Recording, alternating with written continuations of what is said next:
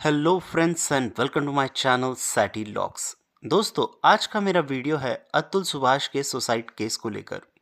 एक ऐसा केस जो आग की तरह इस पूरे देश में फैल रहा है। ऐसा केस जो बताता है हमारी इंडियन सोसाइटी की छुपी हुई हकीकत। एक ऐसी हकीकत जो ये साबित करती है कि आदमी लोगों को भी हैरेस किया जाता है, उन पर भी अत्याचार होते हैं। पर ये चीज़ें ज़्यादातर हमारे सामने नहीं आती। वो इस वजह से क्योंकि हमारा जो जुडिशियल लॉ है वो जेंडर बाइज्ड है।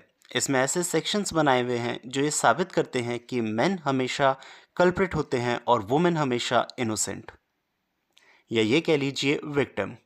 और आज के इस वीडियो में मैं आपको हमारे इंडियन जुडिशियल लॉ के ऐसे 5 सेक्शंस बताऊंगा जो कम्प्लीटली अगेंस्ट मेन हैं और कैसे इन सेक्शंस के थ्रू मेन को इजीली ट्रैप किया जा सकता है और फेक केसेस में फंसाया जा सकता है। दोस्तों, इससे पहले मैं आपको इन 5 सेक्शंस के बारे में बताऊं, मैं ये बताना चाहता हूं कि ये वीडियो बिल्कुल भी जेंडर डिस्क्रिमिनेशन को सपोर्ट नहीं करता, बल्कि जेंडर इक्वालिटी को सपोर्ट करता है। मैं मानता हूं कि कई सारी महिलाओं पर सदियों से अन्याय होते आए, जिस वजह से हमारी कानून व्यवस्था ने इन सेक्शंस को इम्प्लीमेंट किया। और अगर आप देखें तो कई सारे रूरल एरियाज़ में, कई सारे lower sections of the society में आप देखेंगे कि औरतों के खिलाफ होने वाले क्राइम्स दिन ब दिन बढ़ते जा रहे हैं और इनकी तादाद दिन ब दिन बढ़ती जा रही है। पर हम इस बात को भी नकार नहीं सकते कि ये सेक्शंस जो कि औरतों की सुरक्षा के लिए बनाए गए थे, कई सारी महिलाएं इसका गलत दुरुपयोग कर रही हैं पुरुषों के खिलाफ और उनको फेक केसेस में फंसा रही हैं।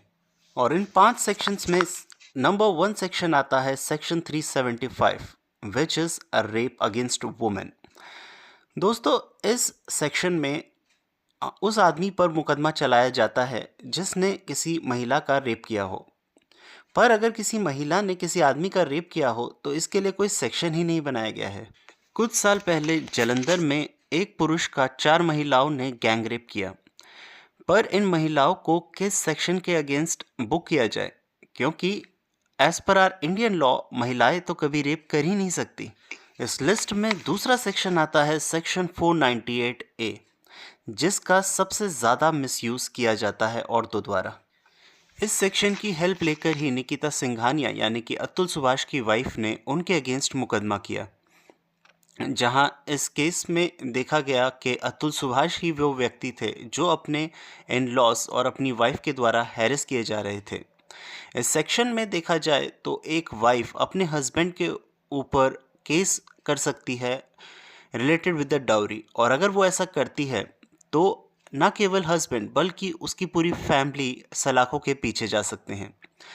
इस सेक्शन में एक क्लॉज ये भी है कि अगर एक हस्बैंड अपनी वाइफ को हल्का सा धक्का भी देता है या ऊंची आवाज़ में बात कर सकता है तो उसके अगेंस्ट डोमेस्टिक वायलेंस का केस दर्ज हो सकता है। बट अगर एक वाइफ अपने हस्बैंड के ऊपर चिल्लाती है या उसे गालियां देती है या इवन मारती भी है, तो भी एक हस्बैंड अपनी वाइफ के अगेंस्ट डोमेस्टिक वायलेंस का केस नहीं दर्ज कर सकता। नंबर 3 सेक्शन आता है POSH act, which was implemented in the year 2013 and it's full form is prevention of sexual harassment. इस सेक्शन के तहत कोई भी महिला जिसे वर्क प्लेस पर हैरेस किया जाता है वो इस सेक्शन की मदद लेकर कंप्लेंट कर सकती है। एक सर्वे में पता चला था कि 40% मेन के साथ सेक्सुअली हैरेसमेंट के केसेस हुए हैं, बट वो इस सेक्शन की हेल्प लेकर कोई भी कंप्लेंट नहीं कर सकते। एक्चुअल में अगर आदमियों के साथ सेक्सुअल हैरेसमेंट होती है वर्क प्लेस पे, तो ऐसा कोई कानून ही नहीं है कि जिसकी मदद लेकर वो इसकी कंप्लेंट कर सके। साल 2018 में ऐसा ही एक केस सामने आया सेक्सुअल हैरेसमेंट को लेके। मी टू मूवमेंट के बेसिस पे जेनपैक के एक एम्प्लॉय को उसकी कंपनी ने सस्पेंड कर दिया इस बेस पे क्योंकि उसके ऊपर सेक्सुअल हैरेसमेंट के चार्जेस थे।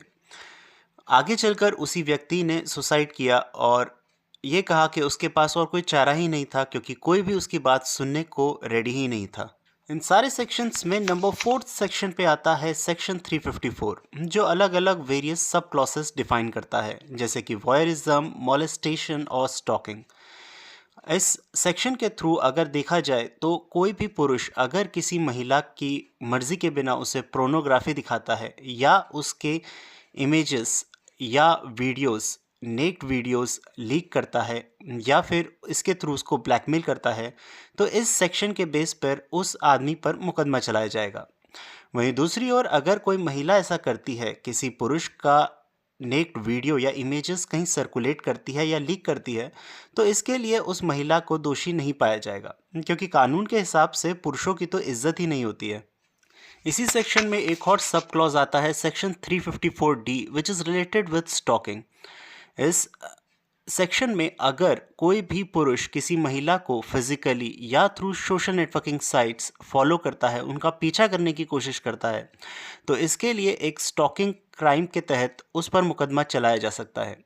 लेकिन अगर दूसरी ओर कोई महिला ऐसा करती है किसी पुरुष के साथ, तो उस पर कोई भी मुकदमा नहीं चलेगा। इनफैक्ट लखनऊ में जब एक पुरुष ने एक महिला के अगेंस्ट कंप्लेंट करी स्टॉकिंग की, तो लखनऊ की एसपी का कहना था कि अरे भाई, लड़के हो तुम, अगर तुम्हें लड़की छेड़ रही है तो छिड़ जाओ ना, इससे अच्छी बात और क्या ही हो सकती है। फिफ्थ और लास्ट सेक्शन आता है section 18 of the Hindu marriage act. इस एक्ट के तहत अगर किसी हस्बैंड और वाइफ के बीच में डिवोर्स होता है, तो हस्बैंड की इनकम का कुछ पार्ट वाइफ लेगी as a maintenance, which is also called alimony.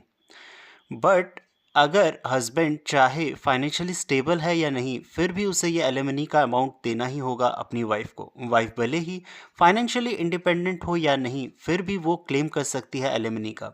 और सबसे सरप्राइजिंग बात यह है कि इसमें कोई भी परसेंट मेंशन नहीं है हस्बैंड की इनकम का। अभी हाल ही में एक न्यूज़ सामने आई जहां पर शिव कुमार नामक एक व्यक्ति जो कि पैरालाइज हैं और जिनकी इनकम सोर्स ज़ीरो है, उन्होंने क्राउड फंडिंग करके 5 लाख रुपए अपनी वाइफ को एज ए एलिमनी दी, और अगर वो ऐसा नहीं करते तो उनके अगेंस्ट कोर्ट केस होता। तो ये थे दोस्तों हमारे कानून के कुछ 5 ऐसे सेक्शंस जो डिफाइन करते हैं कि हमारा देश का कानून कितना जेंडर बाइस्ड है। ज़रूरी है इन सेक्शंस में बदलाव किए जाएं, जहां जहां मेन मौजूद है वहां पर पर्सन मेंशन किया जाए और आदमी और औरत दोनों को ही इक्वली ट्रीट किया जाए। और जिस तरह से औरतों के लिए वुमेन राइट्स के कैंपेन बने हुए हैं, संस्थाएं बनी हुई हैं, उसी तरह से ही मेन राइट्स के लिए भी संस्थाएं बने, जहां पर मेन आकर अपने खिलाफ हो रहे अत्याचारों की कंप्लेंट कर सकें। दोस्तों, मुझे उम्मीद है आपको ये वीडियो पसंद आया होगा, पर मैं आज आपको ये नहीं कहूँगा कि इस वीडियो को लाइक करें, ना ही मेरे चैनल को सब्सक्राइब करें। मैं बस ये चाहूँगा कि आप इस वीडियो को शेयर करें ताकि ज़्यादा से ज़्यादा लोगों तक ये बात पहुँच सके।